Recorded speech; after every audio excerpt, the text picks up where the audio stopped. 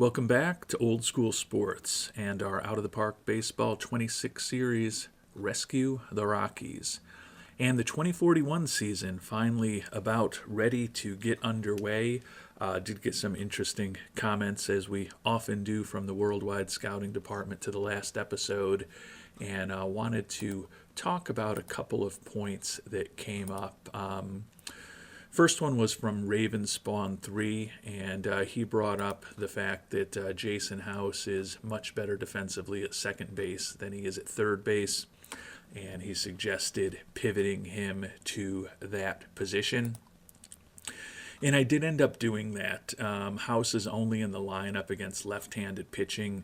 Johnny Castillo has been our regular second baseman for the last several years at this point. And Castillo is in a similar situation where he's better at second base than he is at third base, although the difference is not quite as stark as it is for House. They both have 55 arms and 65 turn 2 ratings. Castillo is a little worse in terms of his range at 65, with House being 65, but he's much better with his 60 error rating, as House's error rating is 45. So I don't think it's necessarily a revolutionary move, but would be interesting to see how House plays at second base defensively, pivot Castillo to third, maybe slightly less wear and tear on him at the hot corner, although those balls from right-handed hitters coming down the line quickly to a third baseman are definitely stressful.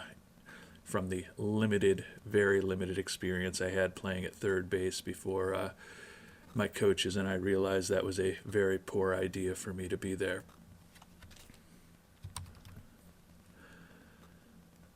Another comment on Jason House came from Patrick DeBonis, who just noted that it's hard, unless you're playing every game, to actually manage two-way players effectively, which is true. If we look at House last year, he pitched in 7 games, 16 and a third innings pitched. He wasn't with the major league team all the time. Batting-wise, he had 29 starts and 72 at-bats. So he did get action as both a hitter and a pitcher last year. Since he's only starting against left-handed pitching, I think there is an opportunity for him to get decent usage this year. We want to avoid high leverage with him and use him primarily as a mop-up guy. If we look at his pitching ratings, that 35 stuff with average movement and average control likely isn't going to add up to anything all that interesting. But my hope is that with the strength of our rotation and the rest of the bullpen, that even if House is only a guy who kind of gets half of a normal workload, we can still manage the bullpen reasonably well. Clearly, if we have some injuries, we may need somebody more competent than him in there. And we do have options down in AAA if that is the case, and we need to perhaps add another pitcher into the mix and get rid of a position player. Patrick DeBonis also asked the question, when are we going to give Chris Kennedy another shot at closer? He really, unfortunately for Kennedy, even though he's closing in on 30 years old, has never really had a serious opportunity there. But he's become so effective for us as a kind of 95, 100-inning setup guy, stopper, leading the league in games and holds for the last couple of years, putting up 3.5 WAR seasons for us, and at this point having won back-to-back Mariano Rivera awards in 3 of the last 5. Don't think I'm going to pivot at this point. If Eric Schweitzer flames out as a closer this year in his first full-time opportunity in that role, then certainly could consider something else. I did mention this in my response to Patrick, that it would actually be a little more interesting if, when you look at a team like ours, that all of these stud relievers, Schweitzer, Reyes, Ramirez, McKinney, Kennedy, Josh Joss, were kind of jostling with each other and all wanted to be the closer. And in OOTP, you can limit that to some extent by just not promising them all the closer role, which I tend to try to do. But if there was a little bit more of a football manager kind of conversations with players and managing relationships and jealousies and personalities and morale and those type of things taken to a little more level than it is in OOTP at this point. It would be kind of interesting if we had to balance that stuff a little more dramatically. Maybe in the future there will be some enhanced dynamics about that because, as I said, right now there's probably 6 guys on our team who think they deserve to be closers, but it hasn't really caused any problems in terms of the clubhouse or with morale. And to that point, as the season gets underway, Toby Staveland, mostly good relationships with people, although interestingly, Chris Kennedy and the addition before the trade deadline last year, Juan Silva, are the 2 players he has bad relationships with. Generally a lot of positive influences in the clubhouse. Mike Castro, our center fielder, is a bit selfish, but he is still an excellent player. Team chemistry is happy, no key complaints. Looking at the players, people are generally content with how things are going. So in the relatively simplistic OOTP metrics world, feel that we are in pretty good shape as far as the clubhouse. But as I said, I do think it would be interesting if down the line those dynamics are enhanced a bit and there's a little bit more of the personality interactions and some of those conversation dialogues that, depending on what you say and do in a game like Football Manager, can certainly, in some cases, dramatically impact the direction of your franchise or some of the decisions that you need to make. Not expecting that in OOTP 27, but maybe sometime down the line. Speaking of OOTP 27, other than comments from some members of the development team that there will be an OOTP 27, hasn't been an official announcement as of Sunday morning, Super Bowl Sunday morning when I'm recording this episode. Probably will finish it up and post it hopefully by Monday morning before I head to work. So hunches that by the time this episode comes out, there still won't be an official announcement on OOTP 27, but I anticipate that in the next week or two we'll probably be hearing something, and that will hopefully encourage us to continue moving through this Rockies season even more quickly than we have been so far, because we still would like to wrap up and put a nice bow on the careers of Kevin Roberts Jr., who will be turning 33 this year, and Leo Martinez, who is basically just as experienced at this point, but only 31 years old this season. So we could have a still 5 to 10 year run with both of these guys. So we've got to start simming a bit faster than we have been. And taking a look at our schedule for this month of April, season gets underway today against the Phillies. The only divisional games we're going to have this month, 3-game series against the Dodgers in a couple of weeks, and then a 2-game series on the road against the Padres later in the month. And a very average 2-2 start for the Rockies in the first 4 games of the season, although Kevin Roberts Jr. off to a monster start in a very small sample size. Mentioned last episode that we moved the young shortstop Carlos Bear Barrel de Villa to the number 2 spot in our lineup. Although it didn't happen because of the development lab. As a guy who was 23 years old over the offseason, it did seem like his bat improved, at least in our scout's eye, over the 5 or 6 months since he last played. Unfortunately, just suffered a sprained ankle, going to be out for 5 weeks, so that's going to leave us in a little bit of a pinch. As we talked about last episode, we do have the veteran Derby Mahez still on the team, and he was the only guy who was not an everyday starter, or not an everyday starter, but not in the lineup for us as a starter against either lefties or right-handed pitching. So obviously we'll be making a call up for AAA for some help, but should be an opportunity for Mahez to get somewhat more playing time over the next month and a half or so until Bear Barrel de Villa is back. And with that injury to Davia. Derby Mahez is going to become our everyday shortstop for the time being. We'll see if he can stay healthy for the next 5 weeks. And we did bring up Jarrett Woods. We mentioned he's a guy who still had an option year available, making $2 million, but he missed all of last season due to injuries. Hasn't even been a regular starter for us in AAA Albuquerque, as we've been trying to give some younger guys the playing time. But he is a somewhat established major leaguer at this point, although he hasn't been a spectacular one, but would rather have him sitting on the bench in the majors than a younger player. So decided to bring him back up, and we'll see if we can keep this thing together both offensively and defensively for the next several weeks while we're without Bear Barrel Davia. And we've made it to mid-April, admittedly, only 11 games into the season, but actually playing somewhat better without Davia. 7-4 record now, so we had a good week without him. The Atlanta Braves, in the very early going, looking like the best team in baseball with a 10-1 record, 9 straight victories. Kevin Roberts Jr., though, having a big season after he just missed out on the MVP award last year, hitting .436, leading the league with 14 home runs. Juan Silva, 5 stolen bases for us in the early going. Roberts Jr. Also third in the league in OPS, second in the league in batter WAR, and has an active 19-game hitting streak at this point.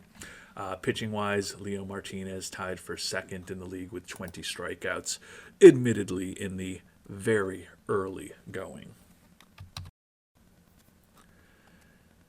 And we've made it to the end of April, 15-10 record, so a good, solid start for our Rockies, first place in the National League West. Kevin Roberts Jr., the National League Player of the Month, or Batter of the Month more accurately, hit .365, 5 homers, 24 ribbies, 17 runs scored. So the veteran off to an outstanding start here in the early going of this season.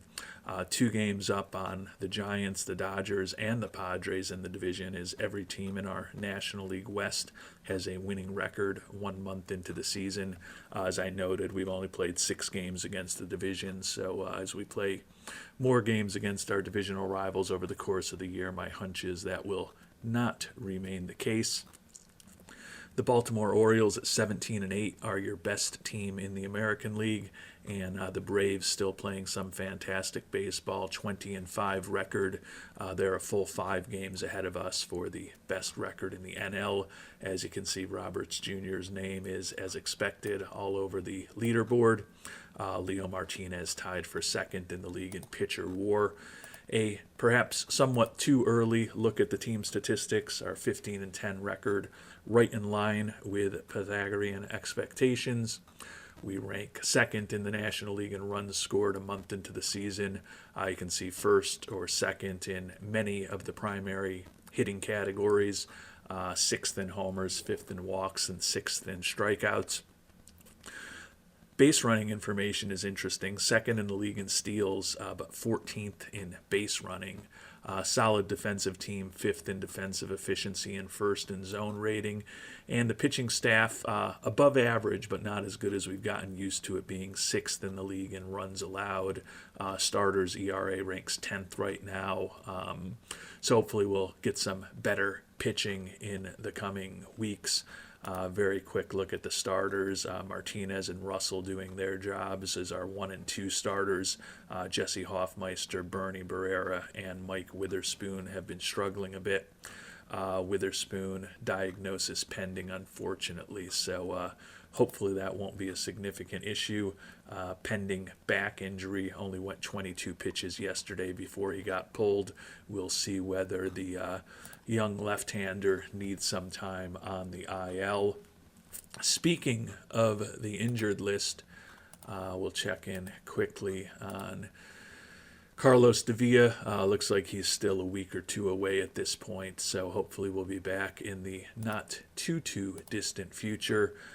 Derby Mahez, while he's been gone, as we talked about, has gotten the opportunity to start, and having the best offensive performance we've seen from him in a long time, hitting 282 in 71 at-bats, 5 for 5 stealing bases, and a 119 WRC+. Plus, given the way his ratings look, don't expect that level of offensive production to continue. But still certainly positive to see that the former first-round draft pick out of UCLA over a decade ago at this point, although he never became a superstar, only a one-time All-Star in 2035 when he also won a Silver Slugger at third base. He has been a member of our last 6 championship teams, highly respected by his teammates, and he's put together a good, solid major league career for us. Ma has at this point a career WAR of 17.4. Really the prime of his career was in his mid to late 20s, 2035, 2036, when he had a 4.5 and 3.9 WAR seasons back to back, 22 and 23 home runs respectively between those 2 seasons when he was healthy and very productive. Over the last several years has struggled a bit more with some injuries and has not always been a member of our starting lineup. And fortunately, in the case of Mike Witherspoon, stiff back impacted him for a day. We're continuing to scout out some of the players who are going to be available in the rookie draft in a couple of months, so spending some time there, but 3-2 since we last checked in, 18-12 record on the season, 2 games up on the Padres, 4 up on both the Giants and Dodgers as we continue moving through this month of May, taking a look at the team schedule ahead of us. Divisional games against the San Francisco Giants towards the end of the month, our former divisional rivals, the Arizona Cardinals, and we're currently playing the Salt Lake City Trappers, although those teams are both now in the National League South since we moved to an 8x4 alignment for the divisions a year ago.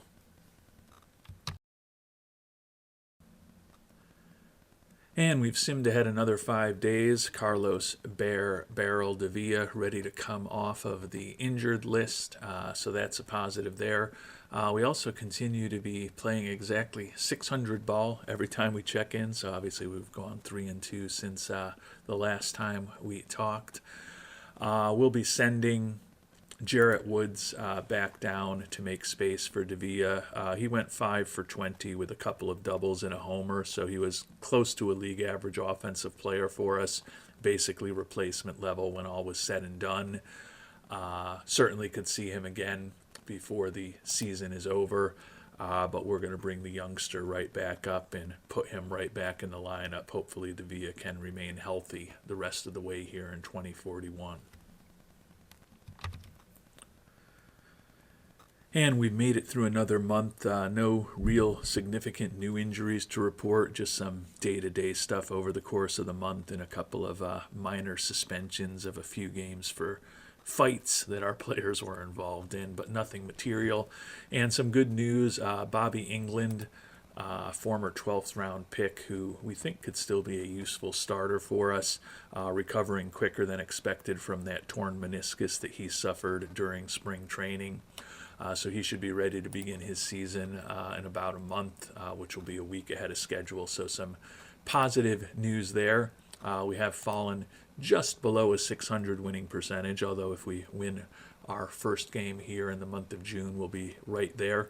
Only 1 game ahead of the Padres in the competitive National League West. The Atlanta Braves at 39-15 continue to have the best record in baseball. And a bit of a weird situation for our Rockies here. We're not just the Braves being better than us, but the Orioles, the Yankees, and the Astros right now all have higher winning percentages than our Rockies. That being said, Kevin Roberts Jr. continues to have a really big year, 2nd in the league with a .324 average, 3rd in the league with 17 stolen bases, and he did end up running that hitting streak to 21 games before it was snapped. Jesse Hoffmeister tied for 2nd in the league with 6 wins, and Leo Martinez, our longtime ace, 2nd in the National League with a 2.3 batter WAR. very quick look at the team statistics, just at a very high level. Second in the league in runs scored, third in the league in runs allowed. So the pitching staff definitely improving in the direction that we hoped that they would. Our 32-22 record, just one game below expectations as we continue moving through this 2041 season. And as we move towards mid-June, the good news is that the team has remained healthy. The bad news is that we're just playing the worst baseball that I think this Rockies team has played in about a decade of this sim. Just a 4-11 record over the first 16 days of this month of June. So we have lost our grip on first place. We're 4 games behind the Padres at this point. As you can see, just 2-8 in our last 10. And if the season were to end today, we would have the final wild card in the National League, but we're only a game up on the Mets, 2 up on both the Brewers and the Giants for that spot. So we are in a position where we've got some money to spend if we're willing to make some trades and give up some young talent to bring on some rentals.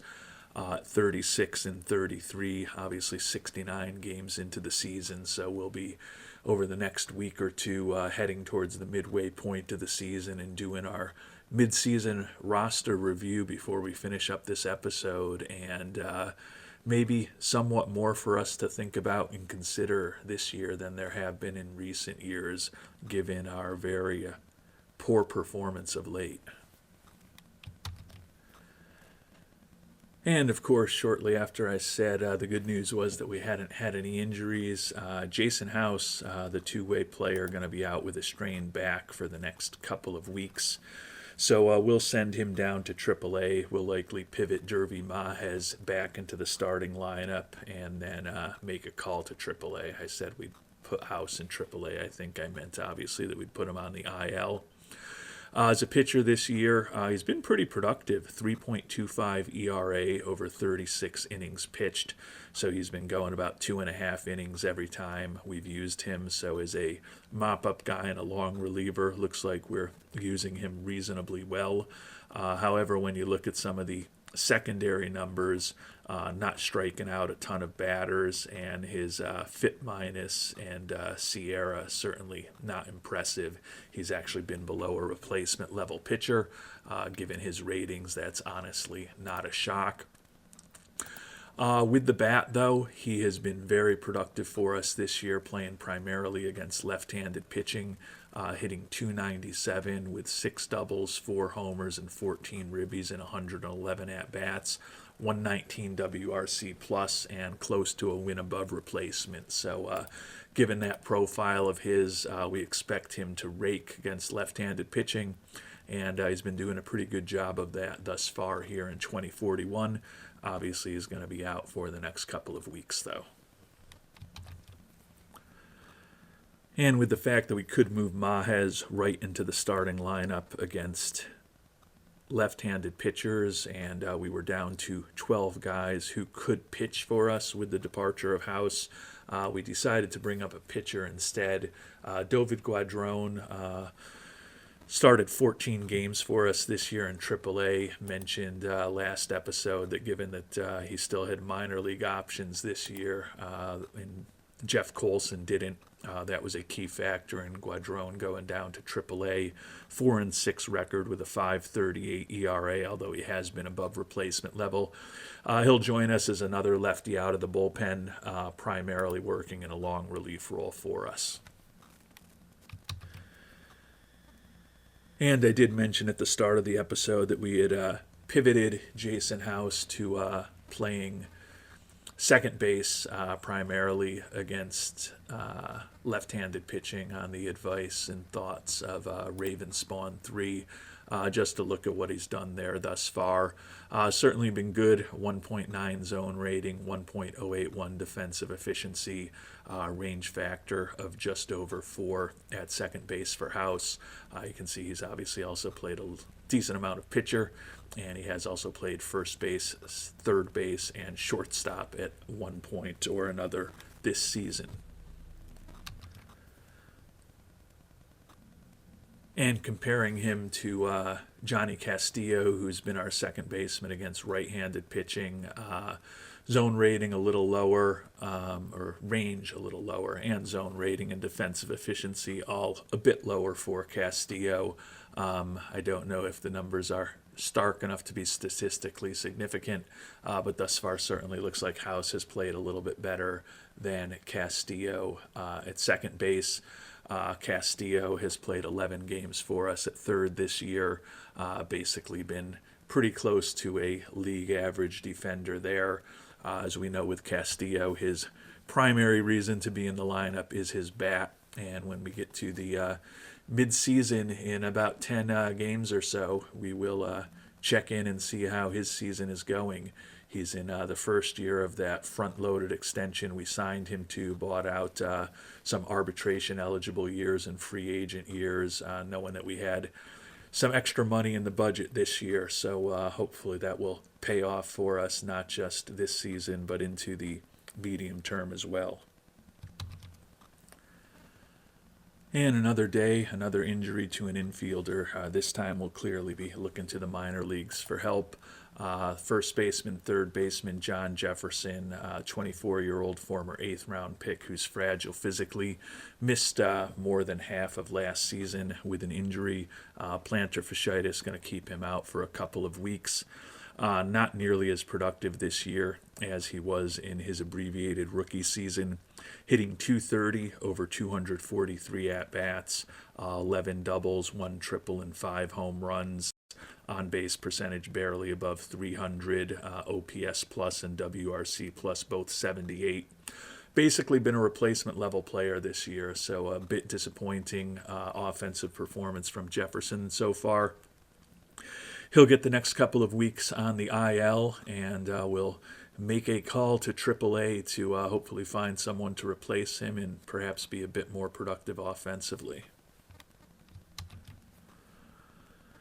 And we're going to bring up another one of our top infield prospects, Alex Gomez, and he's going to go right into the same roles that Jefferson had. Going to hit 8th and play third base for us against righties, and going to bat 9th and play first base for us against lefties. Gomez in AAA this year was hitting .263 in 255 at-bats. He did hit .228 as a late season call-up for us a year ago. 119 WRC plus in AAA, 1.3 WAR there. Clearly as a soon-to-be 24-year-old at the beginning of this postseason.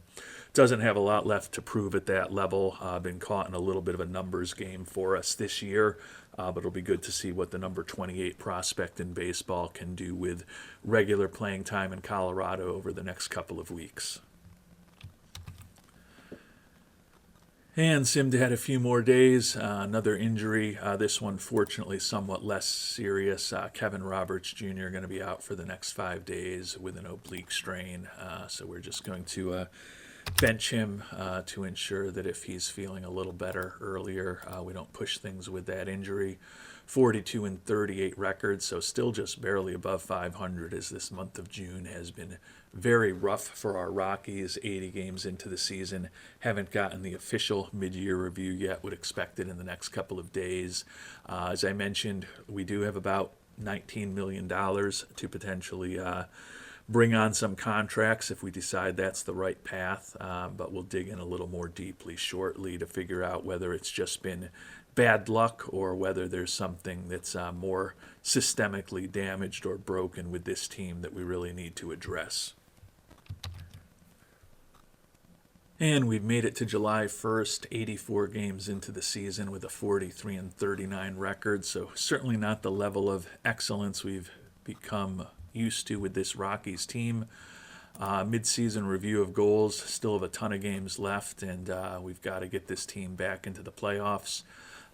Ownership not happy that we moved on from Adonis Valaire and want us to build a better farm system. Still good with our progress towards goals, delighted with our overall performance, but as we sit here just past the midway point of the season, we are 4 games out in the National League West and only 1 game ahead of the Brewers for the final wild card spot in the National League. So we would still just sneak into the playoffs if the season were to end today.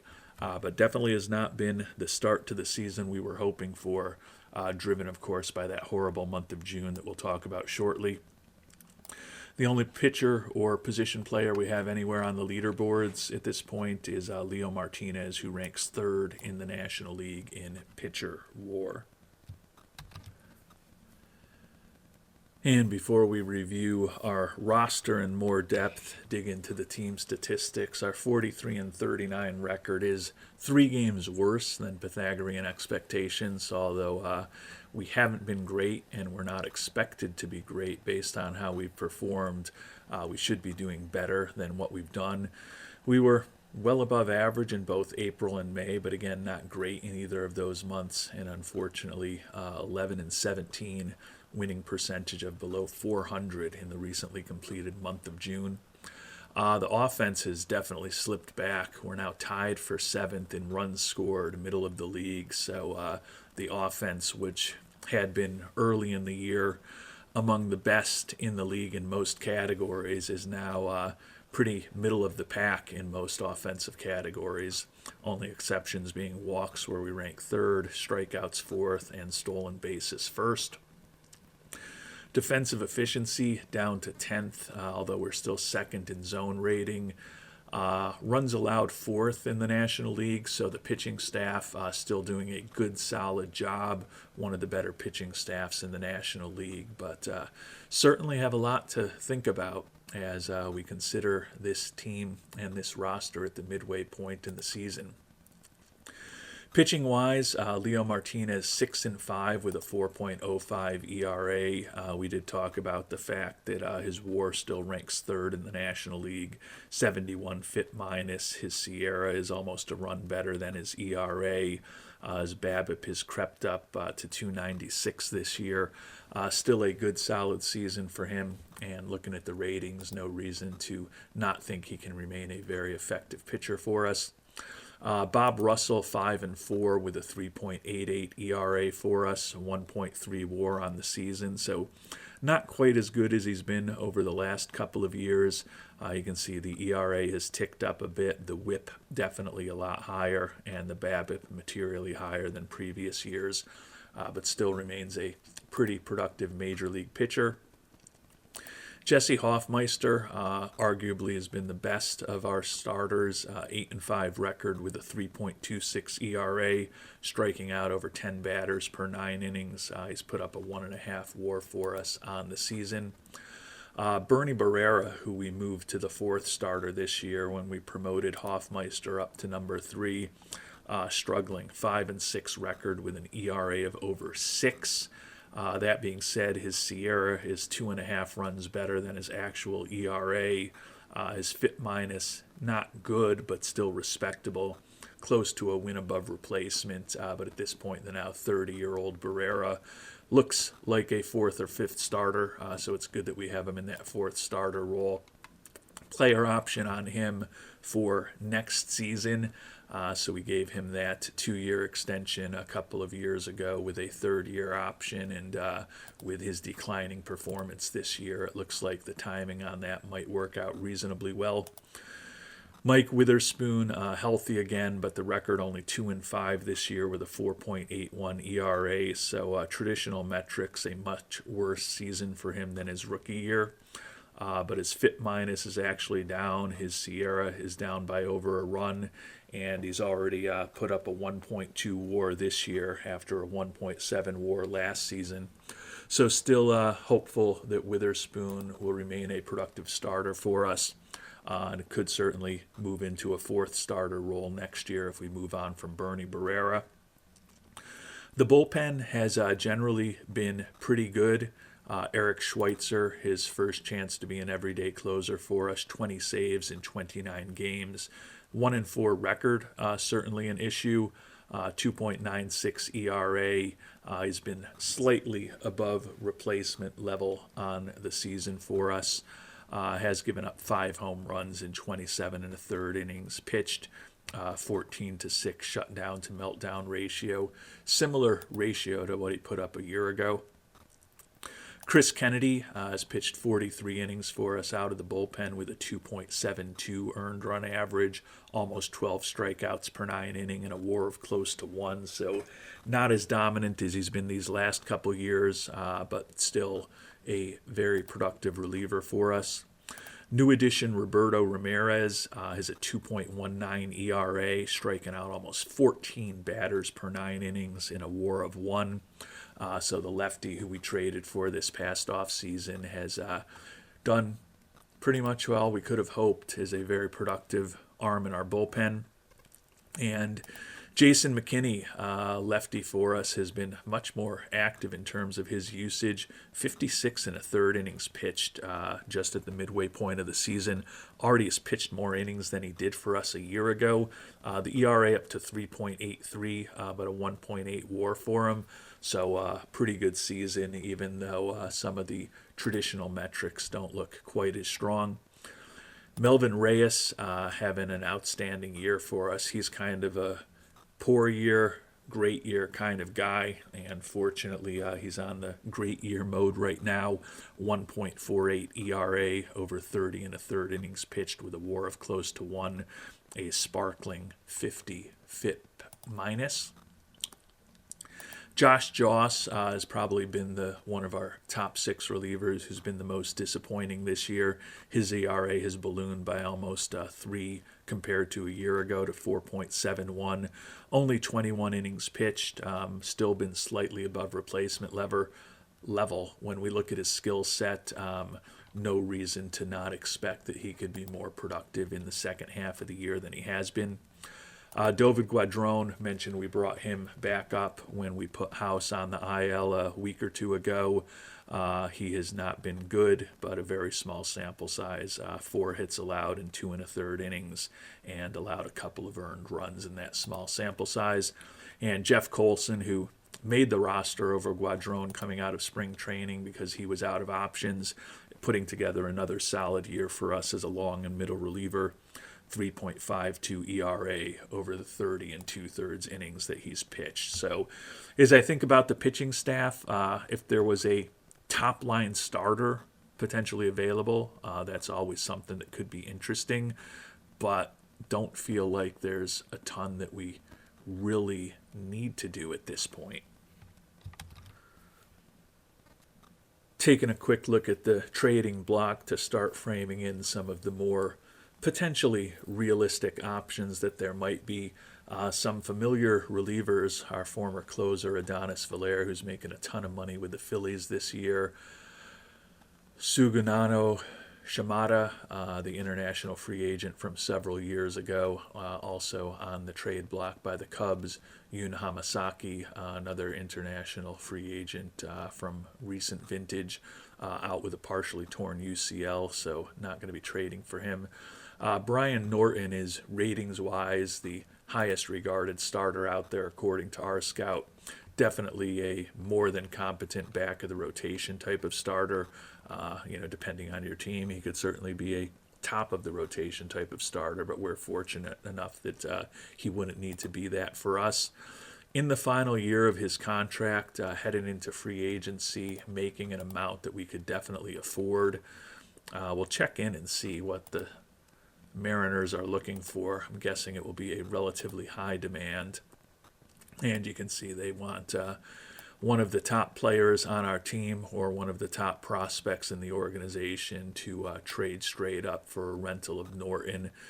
Price probably a bit too high for us at this point, but something that we can certainly consider if we do decide that we want to make a more dramatic move as far as our pitching staff and potentially look to move Barrera or move Barrera out of the rotation. I guess we could check in and just see if there's any value in sending them Bernie Barrera with that option year for next season. I can't imagine he's going to move the dial too much as a potential guy in the trade. Yeah, and even if we include Barrera, they're still just looking for some of the top players or some of the top prospects in our organization, so don't know that that moves the needle all that much for us, although I don't think Victor Ayala was in the trade before. So one at least additional guy that we could include if we sent Bernie Barrera along for Norton. So something for us to continue thinking about and considering as we try to position this team well to get back to the playoffs and hopefully ultimately defend the World Series title we won last year. Based on the recent performance of the offense, expecting there might be a little more to think about there when we do review those players. And taking a look at our position players, the catcher platoon once again this year, Doug Hall and J.D. Lee. Hall, playing primarily against left-handed pitching, remains very productive. 307 average, 6 homers and 20 ribbies and just 101 at-bats. He's put up a 134 WRC plus and a WAR of close to 1.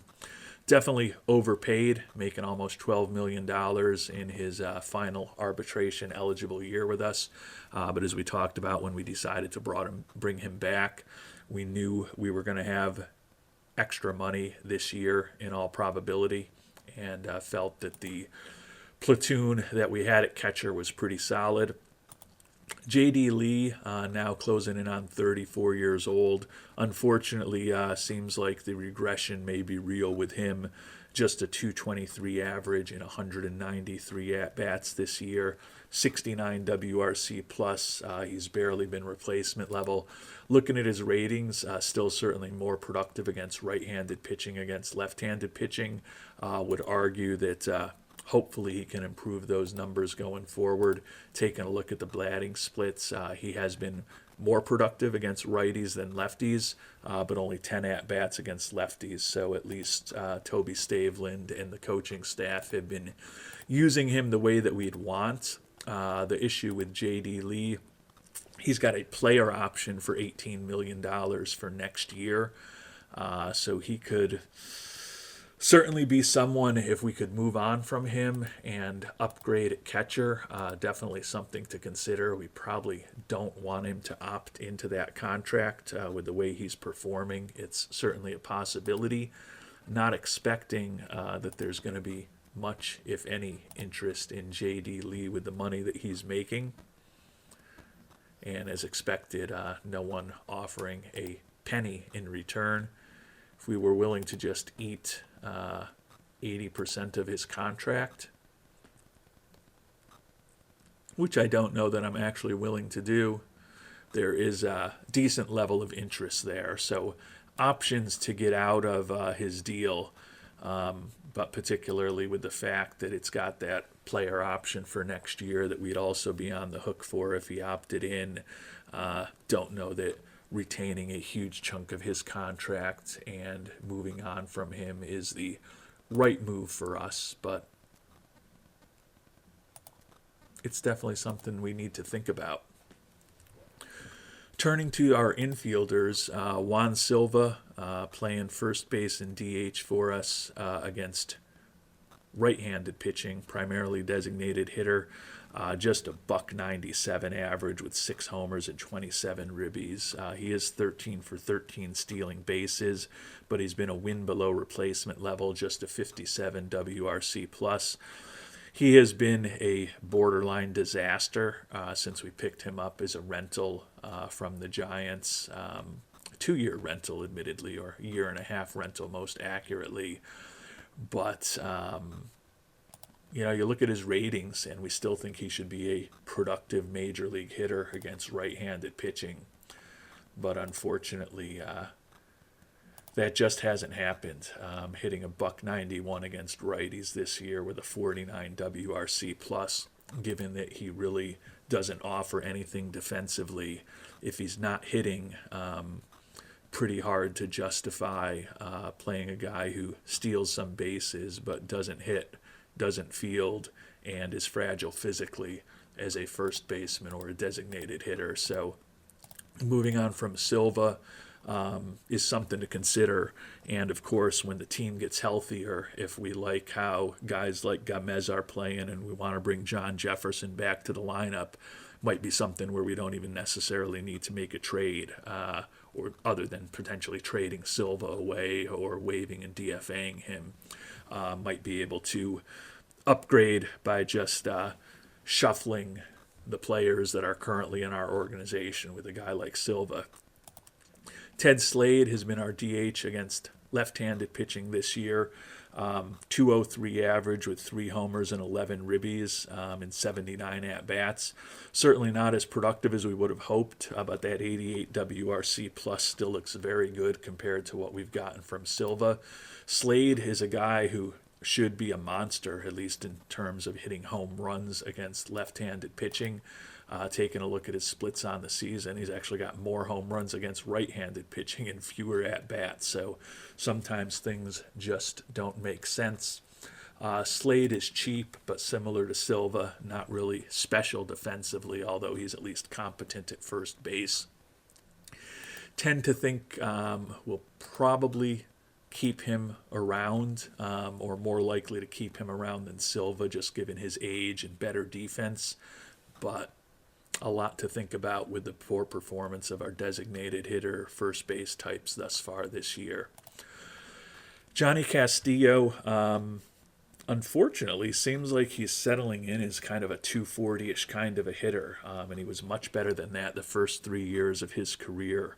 But a 242 average with 9 homers and 42 ribbies for the second baseman, less than a win above replacement. He's been a below average offensive player.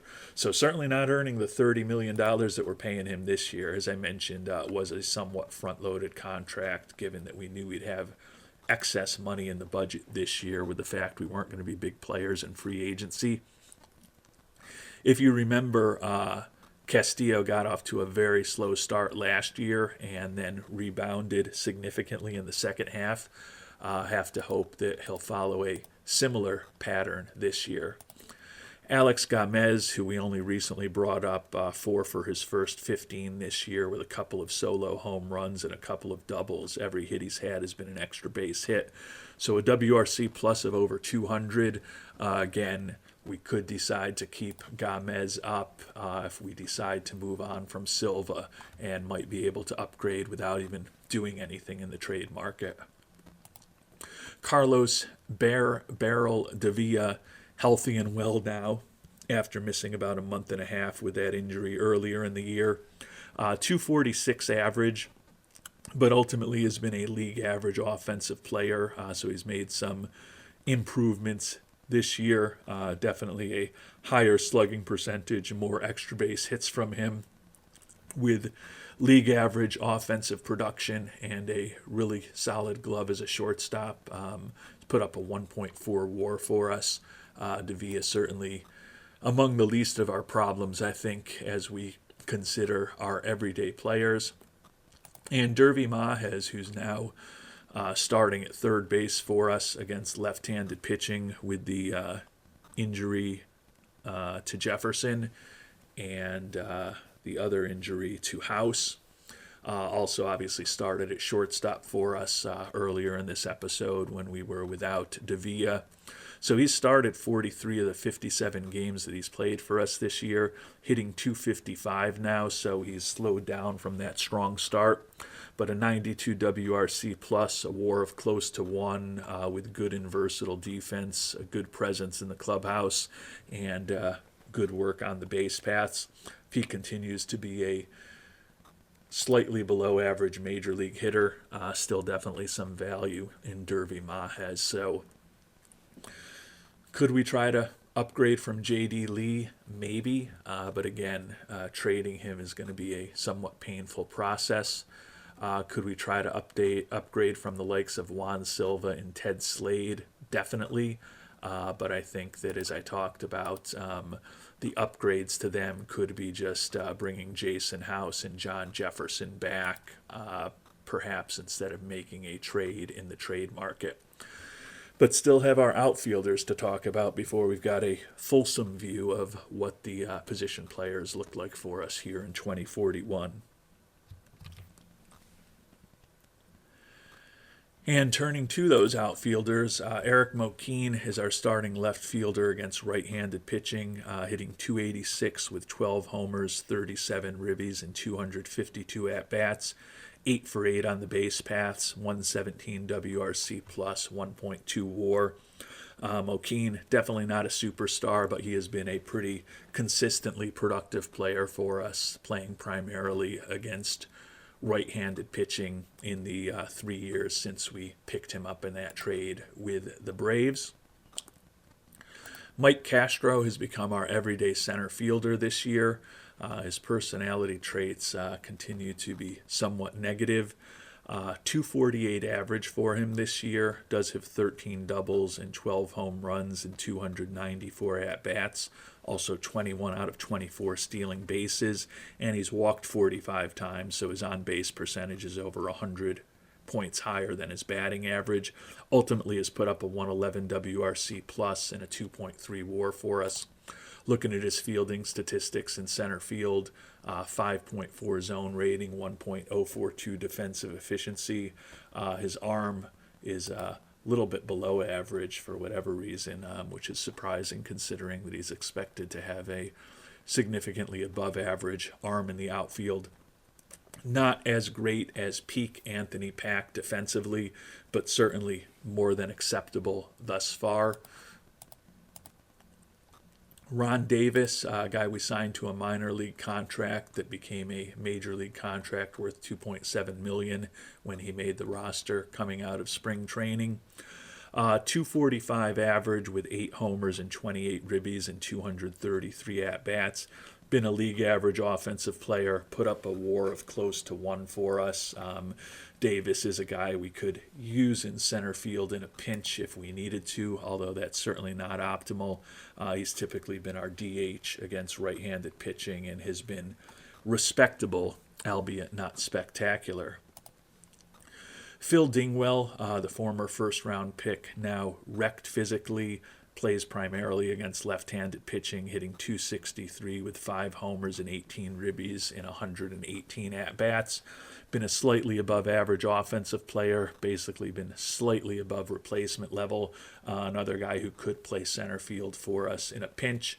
Looking at his fielding statistics, he has played primarily left and right this year, hasn't played center field at all yet.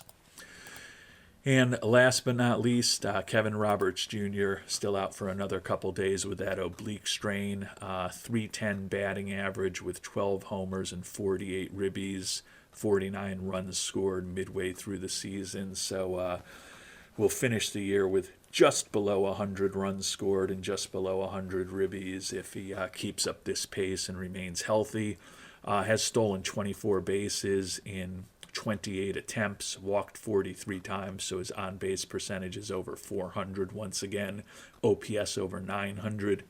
He's put up a 3.6 WAR for us, a 144 WRC plus, so the veteran remains an extremely important player for us.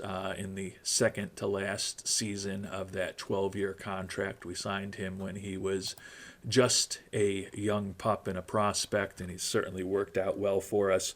Part of the reason we did sign Castillo to that front-loaded extension is that we know we're likely to need to be paying Roberts a lot more money than he's making today when we look to extend him in about a year and a half. So would love some perspectives from anyone in the worldwide scouting department, if you have them, on what we should perhaps consider in the trade market and to make this team better. Looks like the batters are not necessarily the most impressive pool. A couple of outfielders, although David Schilt has a back injury right now. Center fielder Malachi Washington would definitely be an upgrade defensively, although he is wrecked physically, but still very fast. Been an above-average offensive player the last few years with the Phillies, making $23.2 million this year and next year, and he's wrecked physically. Honestly, looking at him, would prefer to play him only against left-handed pitching, so given his expense and his health and his age, might not be an answer for us. There is a catcher available, Danny Eberhardt. Unfortunately, he's selfish and fragile and has a awful personality. In fact, he's got the perfectly awful personality everything about him is as bad as it can be. High financial ambition, low leadership, loyalty, adaptability, work ethic, and baseball IQ. Hitting .230 this year for Miami. The right-hander is very good against left-handed pitching, usable and fine against right-handed pitching. But given the personality he has and the fact that the part of our platoon that's facing off against left-handed pitching is the part that's not a problem, he is unfortunately probably not the answer. Jose Bravo, good defensively. Jose Lopez, respectable defensively. Gabriel Moreno, age 41, still kicking around the majors. John Trachtman, Chris Hale, among some other catchers who are on the trade block. Don't know that there's any clear answers for us there that would be an upgrade. Although, depending on how unproductive J.D. Lee is, we have had Elliot Bedford sitting in AAA for the last few years. Don't know that he's an upgrade over Lee, but if we could get Lee off the books and slide Bedford into that role, hard to imagine that he'd be too much worse than J.D. Lee at this point. And if you're wondering what Elliot Bedford's been doing for us this year, 284 average, 10 homers and 38 ribbies for AAA Albuquerque. He's our everyday catcher there. Been basically slightly above league average offensive player, 1.3 WAR. Looking at Bedford, he's also a right-handed hitter, so he's better against left-handed pitching than right-handed pitching. Don't know that he's really the answer for us. The other guy who I'm sure some of you are thinking about is Trent Nath, last year's first-round pick. Unfortunately, development for him is not going incredibly well. We still like his defense. We still like his personality. But the batting ratings and the ceiling there for the first-round pick just aren't going that well. Is hitting .267 in 167 at-bats in Double-A Hartford. But when we look at his scouting reports, you can see that in terms of his power potential and his eye potential, our scout thinks they have both regressed pretty significantly over the last year since we drafted him, which is unfortunate. Just don't see him having the type of ceiling that we thought he had when we picked him a year ago. Still could be useful down the line, but unfortunately I don't think Sluggo is necessarily an answer for us at catcher this year. And with that, we will call it an episode. As always, appreciate you watching, appreciate your comments and your thumbs ups if you'll give them to us, and your interest in the channel. Would love to have new subscribers. If you're still around listening and watching at this point and you haven't subscribed yet, would appreciate if you consider doing that. And until our next episode, thanks so much for watching and hope you have a great day.